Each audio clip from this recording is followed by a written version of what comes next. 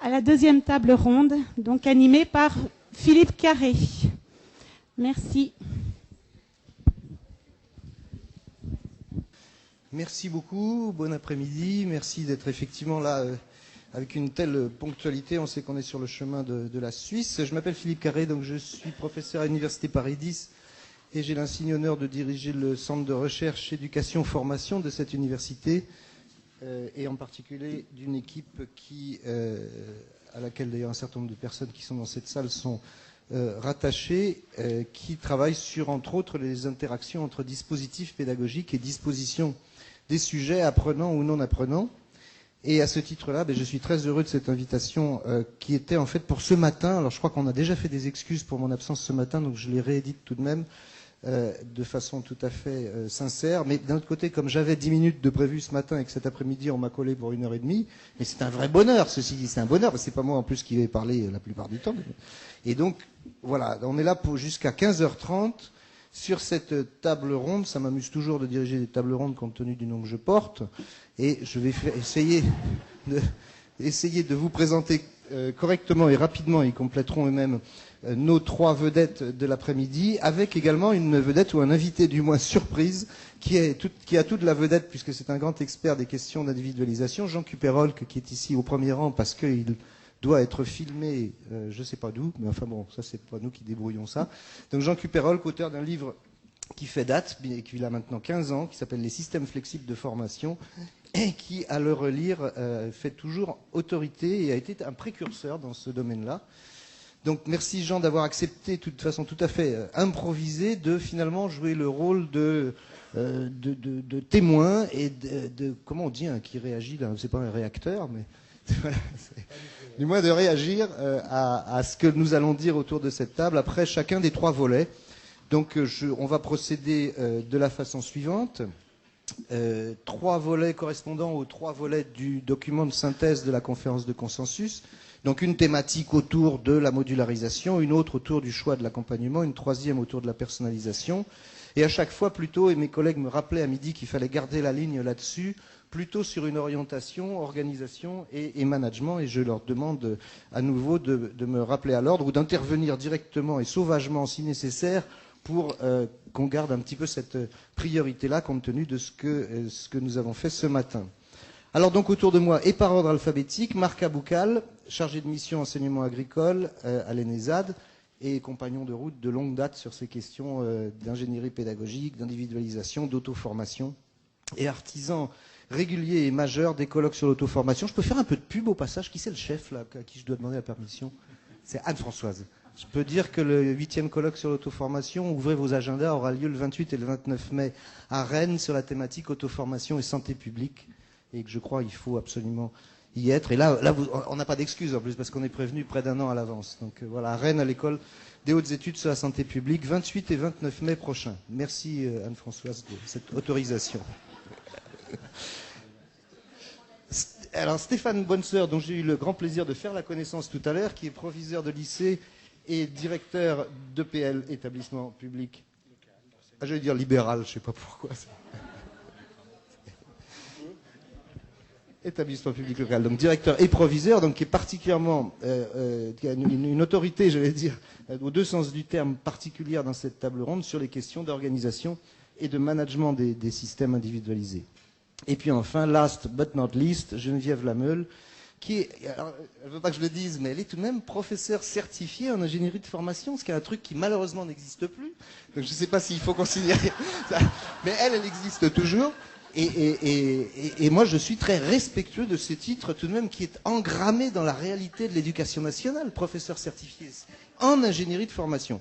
Bon, il faudra espérer que ça reviendra avec le prochain gouvernement, et en tout cas, dont les fonctions sont d'être chargé de mission, et tu me le rappelais, en formation et recherche, et tu es rattaché à 2 laboratoires, j'allais dire malheureusement 2, mais d'une part, à Nantes, ça s'appelle le CREN, c'est le Centre de recherche et éducation nationale.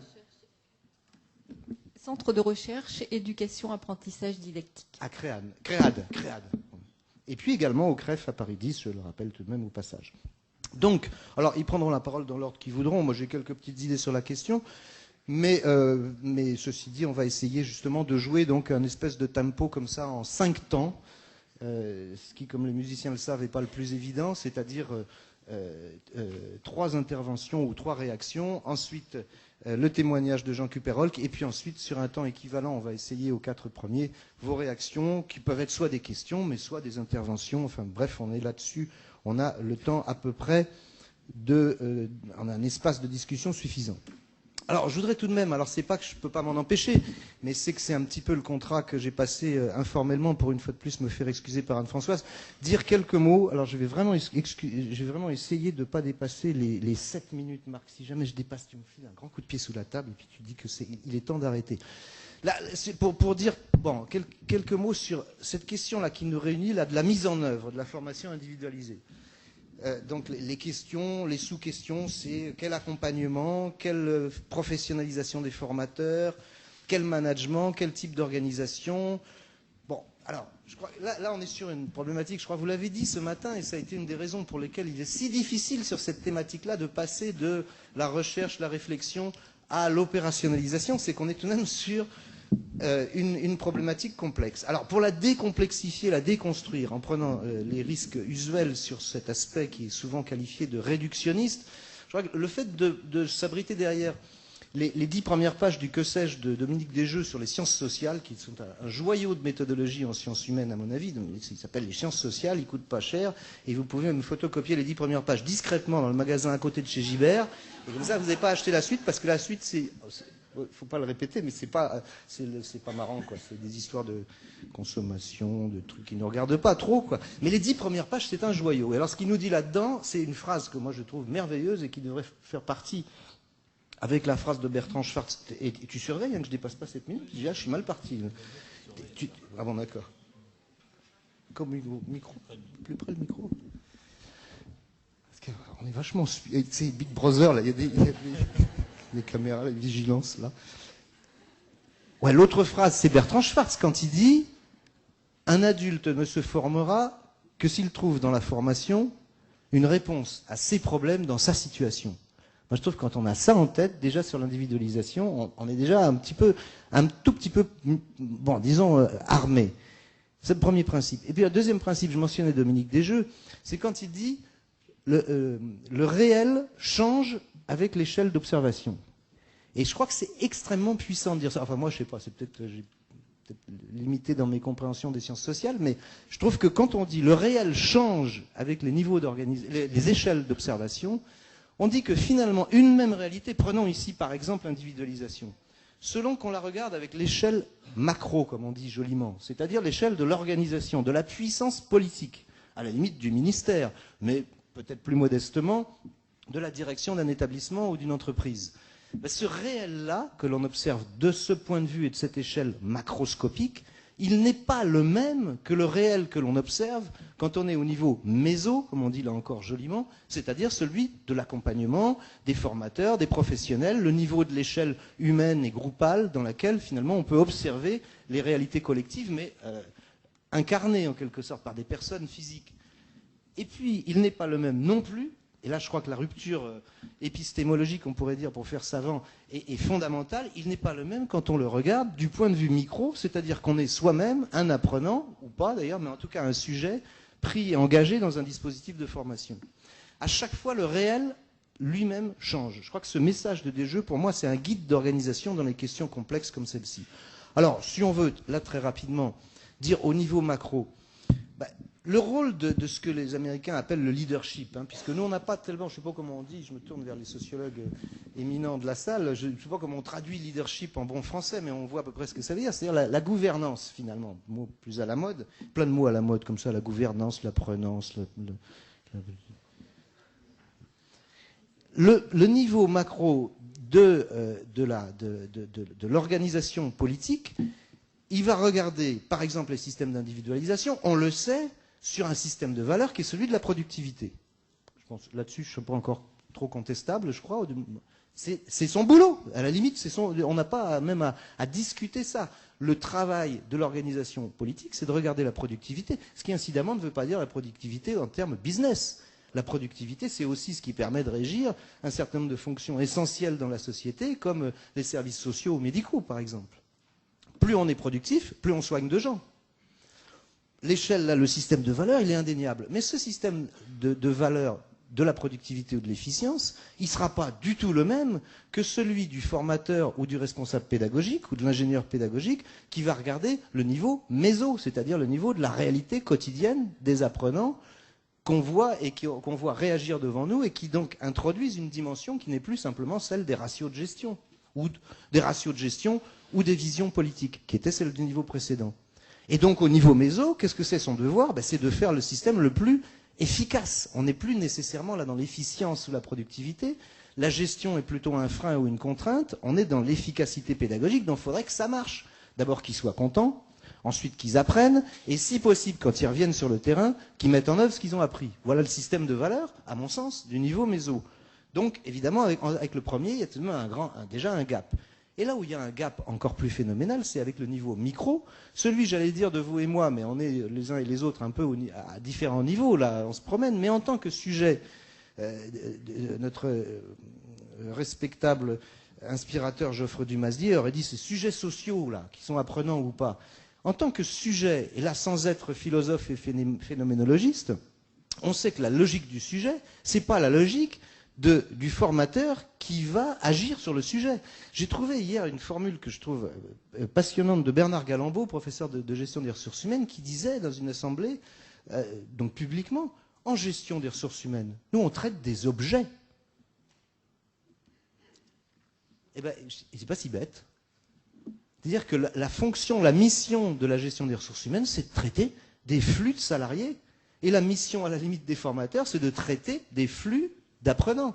Le problème, c'est que quand on est dans un bureau au 8e étage, on ne voit pas directement tous les jours les apprenants en question. Donc on peut travailler d'une façon plus rationaliste ou désincarnée, alors que quand on est formateur, on est en face des gens.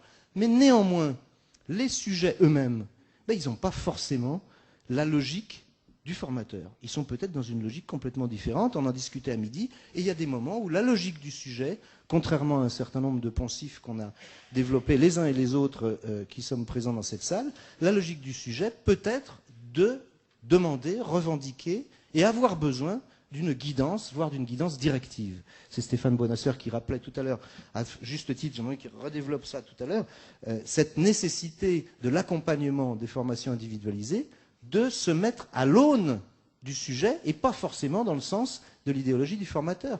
Parce que la logique du sujet, une fois de plus, le réel a changé entre le formateur et le sujet. C'est plus le même réel et le point de vue micro est nécessairement différent des points de vue précédents. J'en suis à 7 minutes, donc j'arrête la suite parce qu'il faut tout de même savoir ce qu'on fait. Donc, voilà. On pourrait dire... Tu me donnes 30 secondes de plus, là? On pourrait tout de même dire qu'une formation individualisée, à gros traits, en reprenant très vite ces trois niveaux, ces trois échelles d'organisation, c'est d'abord une organisation apprenante, donc un milieu écologique pour l'apprentissage. Donc ça veut dire que c'est vraiment une question de milieu, d'organisation, de direction et de leadership. Et ça, je crois que la thèse d'Anne-Françoise Strolla a démontré amplement le rôle, en particulier, monsieur le proviseur, des directeurs d'établissement dans la question de la mise en place des centres de ressources. Le deuxième niveau, c'est des formateurs qui seraient des mélanges hybrides de Rogers et d'ingénieurs. C'est Rogers, c'est je ne sais pas qui dire, moi, qu'est-ce qu'il y a comme grand sociologue de l'informatique aujourd'hui, mais c'est McLuhan et Rogers, quoi. C'est-à-dire des gens qui seraient des cadres dans la création des ressources de préférence informatisées et qui en même temps seraient des formateurs à posture plutôt rogerienne bien comprise, c'est-à-dire pas non directive mais d'accompagnement. Et là-dessus on reviendra sur cette question, je pense, avec en particulier le témoignage de Geneviève. Et puis des sujets gourmands apprenants. Voilà, alors si on a tout ça, c'est à des chances de marcher. Voilà, ce sera ma contribution pour l'après-midi, je vous remercie. Et on va maintenant passer à l'essentiel, c'était juste histoire de sortir de la phase sieste qui est maintenant terminée. Et nous passons au volet 1 sur la modularisation. Et alors là, ça va commencer, parce que la première question, c'est la seule que j'ai, mais elle est un tout petit peu provocatrice par rapport aux travaux de la conférence de consensus. Donc, on lit page 2, là, sur la modularisation. Une opposition que je trouve, moi c'est le deuxième paragraphe de la page 2, une opposition que je trouve personnellement un peu caricaturale entre une conception finalement ancienne, ou une conception, on pourrait dire une conception X de la formation individualisée, alors celle-là, elle serait finalement, si on décrypte un peu le texte, séquentielle, transmissive, déductive et contrainte.